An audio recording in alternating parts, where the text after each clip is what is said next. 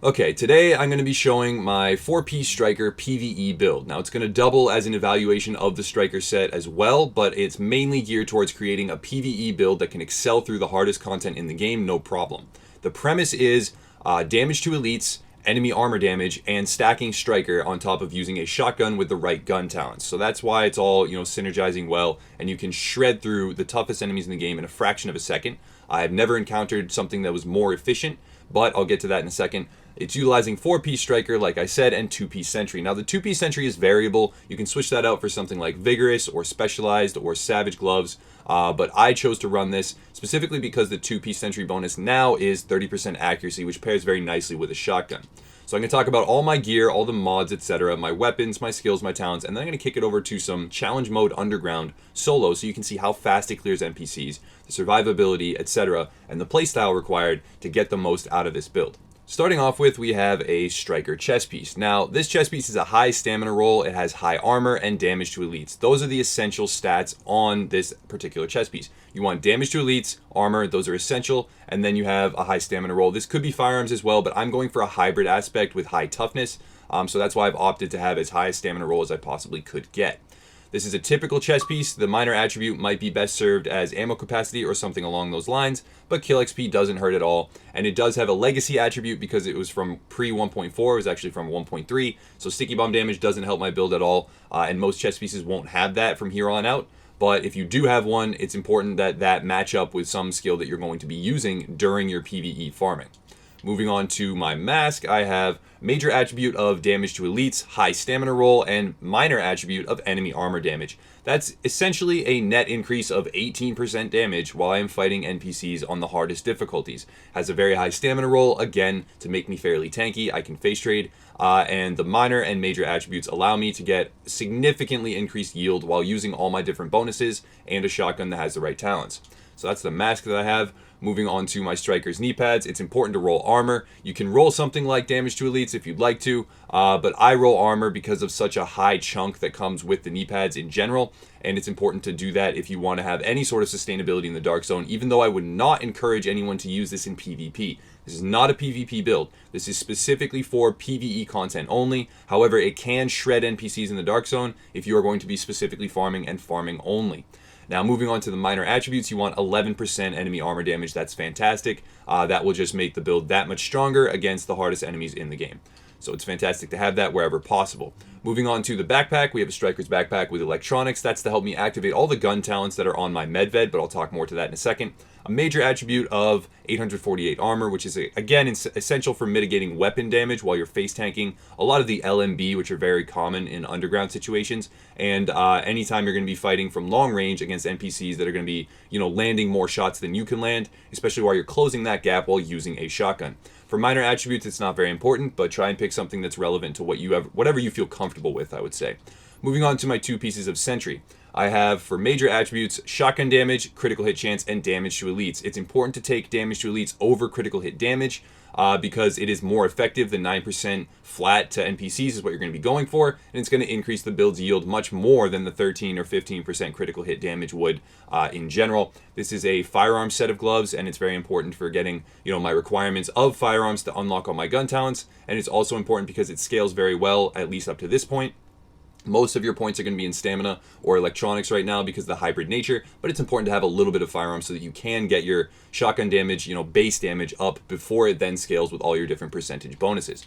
Moving on to your holster, this is very linear. You just want as high rolls across the board as you can possibly get, and then you want armor in the major attribute slot. This is a legacy holster. It does not have the performance mod slot, so what it has right now is pulse critical hit damage. I will be using pulse, so that's very nice. But in general, you're not going to have that, and you're going to want to swap it out for a performance mod that has the right attribute for the skills that you're going to be using during the encounters. Now moving on to all of my mods, I have stamina mods here. One has skill power, one has armor. That's not because I opted for skill power intentionally. Anyone that has a fully min-max version will have armor on all of their stamina mods, but this is just to provide me more toughness, make me bulkier, because then I can face trade and use my shotgun super high damage to melt through the NPCs at an accelerated rate. Moving on to my mask, I have in there a prototype stamina mod with 260 armor.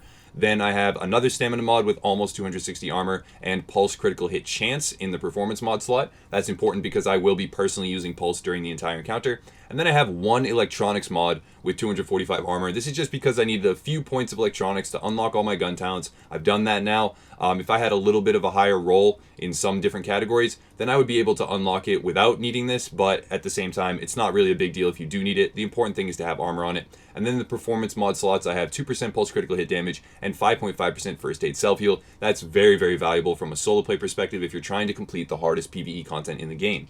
So, moving on to my weapons, I will be using the MedVed. Now, a lot of people have told me that this is not the most efficient choice. Now, I understand why they're saying that, but at the same time, you have to think about the probability of getting a different shotgun with the talents that this comes with.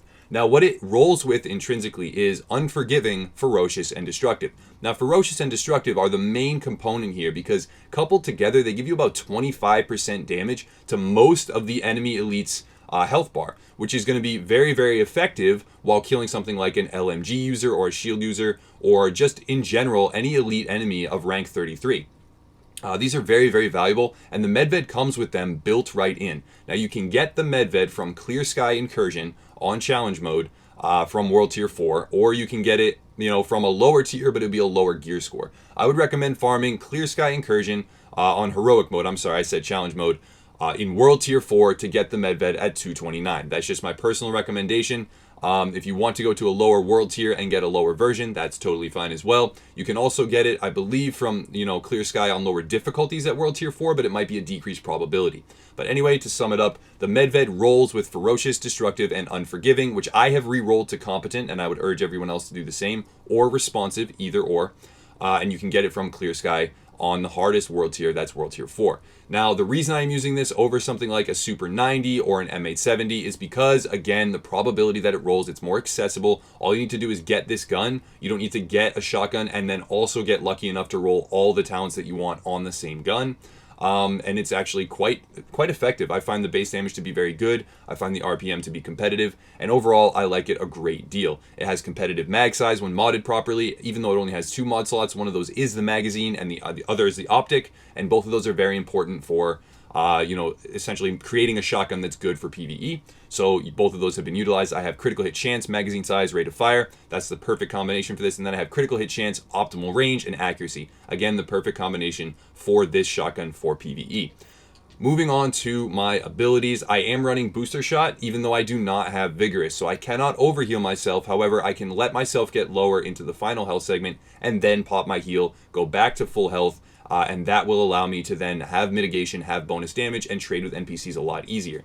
I am also running Pulse with Tactical Scanner. Now, this is the only situation where I would say that Tactical Scanner is acceptable to use, because there is no chance of encountering an enemy player. Tactical Scanner is inferior to Scrambler in basically every single way, save about 5% or less critical hit damage. Scrambler is what you're going to run if you set any sort of foot in the Dark Zone at any time. You do not run Tactical Scanner, you run Scrambler. However, I will be in the Underground, so Tactical Scanner is okay. Likewise, Recon Pack may actually have some utility due to how little the difference is between Tactical Scanner and 23.9% critical hit damage and 19.1. So it's really negligible, the difference the Tactical Scanner gives. However, if you want to use it, that's what I'll be using right now, because the bonus 5% or 4% is a little bit valuable. Now, since I'm running solo, I will be running the Medical Wing Signature Recovery Link. This auto procs if I get too low, and it's kind of an ace in the hole. It keeps you alive if you would have normally died. Especially while playing solo, I would advise having this. If you are not playing solo, I would advise at least one player in the group to have this, and most of the others to have Tactical Link, because Tactical Link is extremely powerful now. Not only does it give a base damage buff, it also gives an RPM buff, a reload speed buff, and it really just makes you into sort of a frenzy berserker style character for about 10 seconds, and you can shred right through the enemies faster than they can even blink. So it's very effective in PvP as well, but in PvE it allows you to annihilate enemy NPCs a lot faster than you're used to, and lets you excel through content. So now, moving on to my talents, I personally am running Triage. Now, this is because I play mostly in a group setting. However, if you are solo, which you probably will be in, using a build like this in PvE, and I will be right now, you can switch that out to 1 is none. It no longer procs per pellet, as far as I can tell with a shotgun. However, sometimes it does seem to proc more often. I don't know if they changed the percentage chance or what, but It's no longer nearly a 100% chance to not consume the bullet. I was using it in the firing range the other day. However, it is still very, very helpful when landing headshots. Another thing you can run is Strike Back. Combat Medic, since I am not on a team, again, I will be running Strike Back, but on a team, you're going to want to switch to Combat Medic as it is invaluable, and it's not 40% of the healing that you give to yourself. It's actually 40% of their bar to all 3 of your teammates if you're in a squad of 4. You can run Critical Save, and it does still proc. It is visually bugged right now and does not show up under your tooltip, under your UI. However, it does still proc, and you will still take reduced damage. And then I'm going to be running Tactical Advance. You're probably not going to see me trying to proc this very often. You don't really need to. You can kind of excel through all the content without even, shading towards this. So I actually will switch this right now to On the Move, because you will be moving very quickly through enemies, killing them, proccing it, with your shotgun. However, Tactical Advance is a really great tool for getting more damage for someone that's more positionally aware and uses cover more often than I do myself. It's very, very helpful to have. Now I'm going to go over my character sheet really quickly. So for firearms, as you can see, I'm in a hybrid style build. I have 140,000 health almost for a base health pool, which is very good. My weapon damage is fairly low, but that's per pellet right now. And then I have critical hit chance of 16, critical hit damage of 25, headshot damage of 80. Moving on, accuracy, the 32%, 30% of that is because of the sentry, and it's very valuable to have. And then the stability is also augmented by the fact that I have Striker on. Now, damage to elites is 35%, and enemy armor damage is 45%. This equates to essentially a flat 80% damage to the hardest enemies in the game. 70 and then 5 and 5 is 80. So 80% damage to the hardest enemies in the game. That's after everything else like Striker, proccing, or Booster Shot, or Competent, etc. So all these things make it extremely easy for me to kill elite enemy NPCs, and especially while they're in their health bar, I have hyper efficiency. Now down to survivability, I have 54.59% weapon mitigation, right there in that sweet spot. I would prefer one more mod with armor, which would boost me up over 55, but right now that's going to get the job done. It's definitely going to protect me well and allow me to kill and face tank enemy NPCs even on the hardest difficulty fast enough so that I can kill them with my super damaged shotgun. So, moving on, as you can see here, the difficulty is challenging, enemy level 33, 1 phase, challenge mode operation, no directives on whatsoever, but I'm going to show you the base damage, how it deals with enemies, and hopefully demonstrate that this build is, in my experience, the most efficient PvE build I've ever discovered. Okay, so I'm going to record this one live as I go through. I'm not really going to record it and then talk over it afterwards. I think it's more relevant for me to just do it while talking about the game mechanics and how it feels while everything is live and going. So I'm going to come through here into the underground. I'm going to show you how much base damage this build really has. After I pulse, you can see where enemies are. I can booster shot preemptively if I wanted to, but ideally I'm just going to be able to shred them down. Now, I'm stacking extremely fast with, I accidentally just one-shot an enemy there. And when I do need to, I can pop booster shot, and then my aim is horrible, but even when I glance a few pellets of the build onto the enemy, it ends up killing them extremely fast. So there it is. This build is very, very, very efficient. When I need to, I can pop a med kit. I can hip fire. Someone that's better at hip firing is going to be able to hip fire into enemies extremely well. This build will perform on PC very, very, very well, and on console as well. If you want to abuse the aim assist, you can. You can simply snap aim to the head. However, I'm trying not to do that since there is a slated nerf like either today or very, very soon, which I believe is going to be removing aim assist or at least tweaking it and possibly hurting the optimal range. Either way, it won't affect this build in a negative way, I can promise you, because the specific intention of that nerf is to create something or a situation where the build still functions in PvE and does not function in PvP as well, in terms of shotguns specifically. I enjoy this build a lot. I can kind of shred through. This is my dedicated PvE build now in pretty much every scenario. So yeah, I enjoy it a great deal, and it kills enemies very, very fast. Now, one thing to note is you can stack it on the shields. Let me pull back here. You can stack Striker on their shields. I accidentally killed him there, but if you just shoot their shields, you can stack to 100% very easily, and that makes it a lot easier to kill enemies later on. You have to be on point with your heals sometimes if you're going to be face tanking like I am right now, but you kill them a lot faster than they can possibly ever kill you. And you have your heal, you have your ace in the hole, which will protect you, so that's important as well. Again, popping booster just mitigates damage and, you know, gives you bonus damage for the duration as well. As you can see, when I get higher with my striker bonus, it gets very, very high on the DPS meter. I'm up at 340 right now. That's without anything like tactical advance.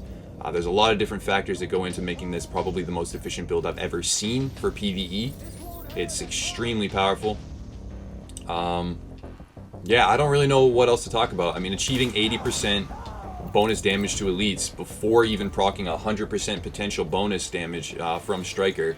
Not to mention the fact that you have 15% from Booster Shot as well as 10% from Competent, which you can proc at will and make yourself more tanky so you can face tank any NPC that you kind of want to.